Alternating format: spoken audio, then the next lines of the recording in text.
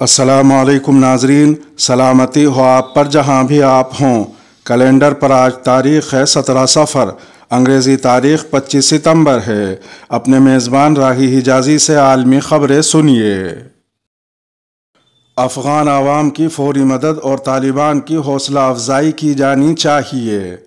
وزیر اعظم پاکستان عمران خان نے کہا ہے کہ افغان عوام کی فوری مدد کی جائے تاکہ وہ غربت کی دلدل سے باہر نکل سکیں۔ بقول ان کے وقت ضائع کیے بغیر مستقبل کو نظر میں رکھتے ہوئے ضرورت اس بات کی ہے کہ افغان عوام کی ہر طرح سے مدد کی جائے۔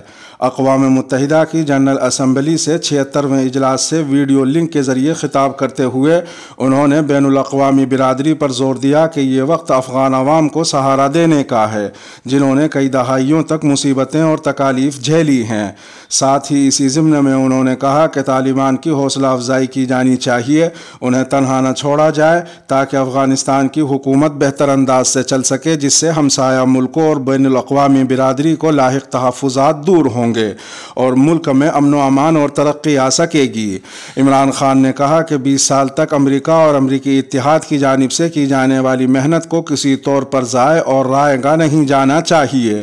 بقول ان کے دوحہ بات چیت اور معاہدے کے نتیجے میں جو اہداف طالبان کو دیے گئے ہیں ان کی پاسداری کے لیے ان کی مدد کی جانی چاہیے۔ اس سلسلے میں انہوں نے انسانی حقوق کی حرمت کو یقینی بنانے، خواتین اور اقلیتوں کو حقوق اور تحفظ دینے اور اس بات کو یقینی بنانے کا وعدہ لیا کہ کسی دہشت گرد گروہ کو افغانستان سرزمین استعمال کرنے کی ہرگز اجازت نہیں دی جائے گی۔ ان کے الفاظ میں جو ثمر ان 2 دہائیوں میں حاصل کیا گیا ہے اسے ضائع نہ ہونے دیا جانا چاہیے۔ اس کے لیے طالبان کو مالی وسائل فراہم کیے جائیں اور بین الاقوامی ادارے بڑھ چڑھ کر افغان عوام کی امداد کریں۔ وزیر اعظم پاکستان نے کہا کہ طالبان نے آتے ہی عام معافی کا اعلان کیا اور ان کی قیادت اور عہدیداروں نے اپنے بیانات میں یقین دلایا ہے کہ جامع حکومت تشکیل دیں گے، انسانی حقوق کی حرمت کو یقینی بنائیں گے اور افغان سرزمین کسی طور پر کسی گروہ کو دہشت گردی کے لیے استعمال کرنے کی اجازت نہیں دیں گے۔ ان کے بقول ہمیں ان پر بھروسہ کرنا چاہیے اور ان کا ساتھ دینا چاہیے تاکہ حالات درست ہوں، امن بحال ہو اور افغان عوام کی مشکلات دور ہوں جو ہمسایہ ملکوں کے بھی مفاد میں ہے۔ عمران خان نے کہا کہ اب جب کہ افغانستان سے امریکی اور اتحادی افواج کا انخلا ہو چکا ہے، ضرورت اس بات کی ہے کہ ان وعدوں کی پاسداری کی جائے جو امریکہ اور طالبان کے مابین ہوئے اور جس کی گواہ بین الاقوامی برادری اور پاکستان سمیت دیگر ملک ہیں۔ قرآن کریم کی بیان کردہ شرعی سزائیں بحال کی جائیں گی۔ طالبان کے بانیوں میں سے ایک ملا نور الدین ترابی نے کہا ہے کہ ان کی تحریک دوبارہ حدود اللہ اور شرعی سزاؤں کو نافذ کرے گی۔ امریکی خبر رساں ادارے ایسوسی ایٹڈ پریس کو ایک انٹرویو دیتے ہوئے ملا نور الدین ترابی نے ماضی میں طالبان کی جانب سے دی جانے والی ان سزاؤں پر غم و غصے کو مسترد کیا جو بعض اوقات ہجوم کے سامنے دی جاتی تھیں۔ انہوں نے افغانستان کے نئے حکمرانوں کے معاملات میں مداخلت پر دنیا کو خبردار بھی کیا۔ کابل میں اے پی کو انٹرویو دیتے ہوئے ملا نور الدین ترابی کا کہنا تھا کہ کوئی ہمیں نہ بتائے کہ ہمارے قوانین کیا ہونے چاہیے، ہم اسلام پر عمل کریں گے اور اللہ کے کلام قرآن کے مطابق اپنے قوانین بنائیں گے۔ واضح رہے کہ ملا نور الدین ترابی اپنے عمر کی 60 کی دہائی کے اوائل میں ہیں۔ وہ طالبان کی سابقہ حکومت میں وزیر انصاف اور نیکی کا حکم دینا اور برائی سے روکنے کی وزارت کے نائب تھے۔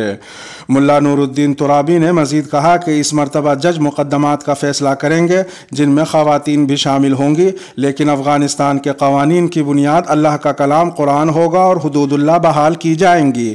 انہوں نے کہا کہ ہاتھ کاٹنا سیکیورٹی کے لیے انتہائی اہم ہے، اس کا بھرپور اثر ہوتا ہے۔ ان کا مزید کہنا تھا کہ کابینہ اس بات کا جائزہ لے رہی ہے کہ کیا یہ سزائیں سر عام دی جائیں یا اس کے لیے ایک پالیسی تیار کی جائے۔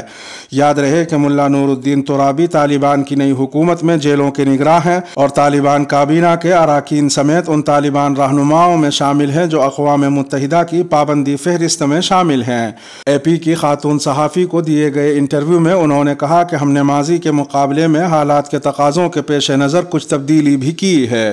انہوں نے کہا کہ اب طالبان ٹیلی ویژن، موبائل فون، تصاویر اور ویڈیو کی اجازت دیں گے کیونکہ یہ لوگوں کی ضرورت ہے اور ہم اس کے بارے میں سنجیدہ ہیں۔ ان کا کہنا تھا کہ طالبان میڈیا کو اپنا پیغام پھیلانے کا ایک طریقہ سمجھتے ہیں۔ اب ہم جانتے ہیں کہ صرف سینکڑوں تک پہنچنے کے بجائے ہم ان جدید آلات کے ذریعے لاکھوں تک پہنچ سکتے ہیں۔ ان کا مزید کہنا تھا کہ اگر سزائیں سرعام دی گئیں تو لوگوں کو ویڈیو بنانے یا تصویر لینے کی اجازت دی جا سکتی ہے تاکہ اس کا اثر پھیل سکے۔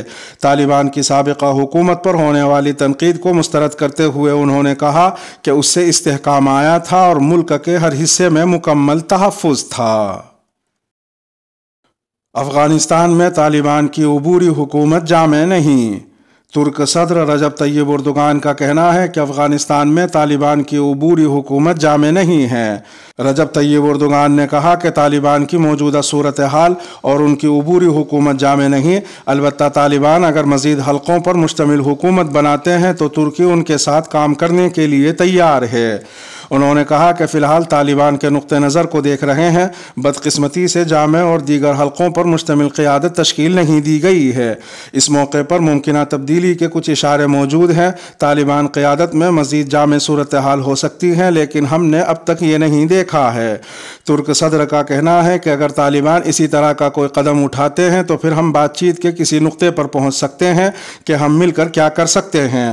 واضح رہے کہ ترکی نے افغانستان میں طالبان کی عبوری حکومت قائم ہونے پر مثبت رد عمل دیا تھا، تاہم ترکی کا کہنا تھا کہ وہ طالبان کے عمل کی بنیاد پر ان کو تسلیم کرنے سے متعلق فیصلہ کرے گا۔ اس سے قبل کابل میں ترک سفیر نے افغان طالبان کے عبوری وزیر خارجہ ملا امیر خان متقی سے ملاقات کی تھی۔ شہریوں کو ذاتی رنجش پر ہراساں کرنا یا انہیں سزا دینا کسی صورت برداشت نہیں کیا جائے گا۔ شہریوں کو ذاتی رنجش پر ہراساں کرنا یا انہیں سزا دینا کسی صورت برداشت نہیں کیا جائے گا۔ افغان وزیر دفاع ملا محمد یعقوب نے طالبان فورسز کے لیے یہ ہدایات جاری کیں۔ اپنے آڈیو پیغام میں وزیر دفاع نے کہا کہ نئی افغان حکومت نے تمام شہریوں کو جو عام معافی کا اعلان کیا تھا اس پر سختی سے عمل درآمد یقینی بنایا جائے۔ انہوں نے کہا کہ طالبان فورسز کا کوئی اہلکار کسی بھی صورت میں کسی شہری سے ذاتی دشمنی کی بنا پر اسے کوئی سزا دینے یا ہراساں کرنے کا مجاز نہیں ہے۔ وزیر دفاع نے کہا کہ اگر طالبان فورسز کے کسی اہلکار کا کسی سے ذاتی جھگڑا ہے تو اسے عدالت کے سامنے لایا جائے، عدالت ہی اس کا فیصلہ کرنے کا اختیار رکھتی ہے۔ کسی صورت طالبان فورسز کسی عام شہری کو جانی یا مالی نقصان پہنچانے کی مجاز نہیں ہے۔ انہوں نے کہا کہ طالبان فورسز کے خلاف کئی شکایات موصول ہوئی ہیں جہاں اہلکاروں نے ذاتی چپقلش کی بنا پر عام شہریوں کو قتل کیا اور انہیں نقصان پہنچایا ہے۔ ایسی کسی کارروائی کو کسی صورت برداشت نہیں کیا جائے گا۔ واضح رہے کہ سابق افغان فورسز کے کئی خاندانوں کی طرف سے شکایات درج کروائی گئی ہیں جن میں کہا گیا ہے کہ طالبان فورسز نے ان کے اہل خانہ کو تشدد کا نشانہ بنایا اور انہیں جیل میں قید کیا۔ ادھر دوسری طرف افغان حکومت نے کابل کی سیکیورٹی کے لیے ایک خصوصی سیکیورٹی کمیشن قائم کر دیا ہے۔ نائب وزیر اعظم ملا عبدالغنی برادر اس کمیشن کے سربراہ ہوں گے۔ یہ کمیشن کابل میں سیکیورٹی کو یقینی بنائے گا۔